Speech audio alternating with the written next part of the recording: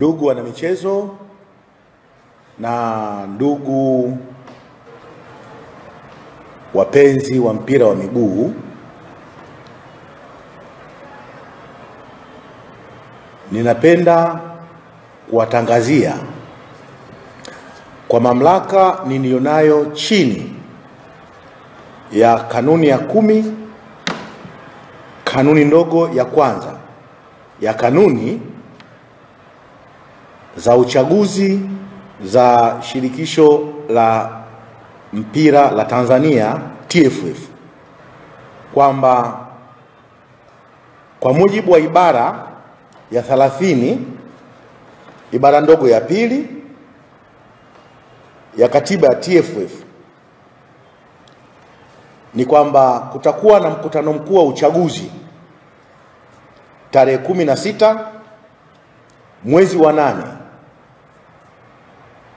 ambao utafanyika katika jiji la Tanga.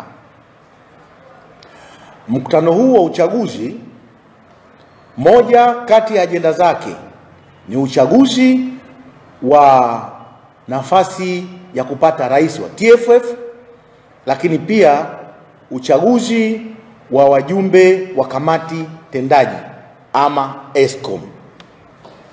Nafasi ya rais wa TFF ni moja na kamati ya wajumbe tendaji ni nafasi 6.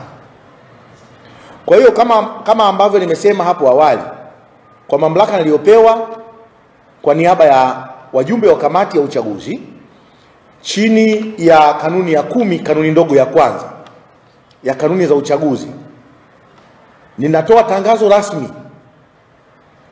kwamba kuanzia tarehe 16 mpaka tarehe 20 mwezi huu wa 6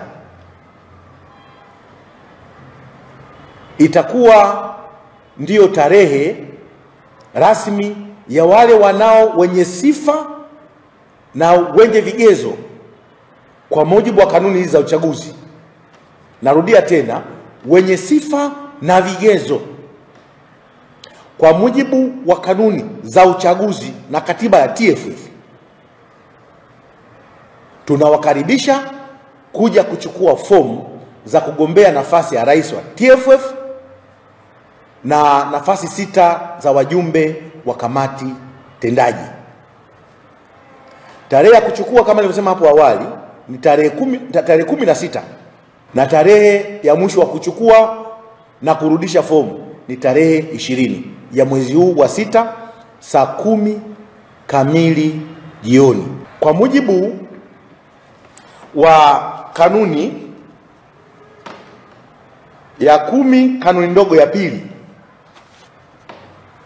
A, B, C na D, ada ya kuchukua fomu kwa urais ni shilingi 500,000 na wajumbe wa kamati tendaji ama ESCOM ada yake ni shilingi 200,000. Fomu zitapatikana kwenye ofisi za makao makuu ya shirikisho la mpira Tanzania, lakini pia zinaweza ukazipata kupitia kwenye website ya TFF kuanzia tarehe 16 mpaka tarehe 20. Hiyo itakuwa ni tarehe ya kuchukua na kurudisha fomu hizo, na malipo yote yatalipwa kupitia kwenye akaunti za benki za TFF. Kwa hiyo nitoe rai na wito wale ambao wanawiwa, wenye sifa na vigezo, kujitokeza kwa wingi kuchukua fomu kwa ajili ya kugombea nafasi hizo katika uchaguzi ambao tutafanya Tanga tarehe 16. Na hii ni kwa mujibu wa kanuni hii ya 10 kanuni ndogo ya kwanza kwamba siku 60 kabla ya tarehe ya uchaguzi tunatakiwa kutoa tangazo la uchaguzi. Na washukuru sana, asanteni kwa kunisikiliza.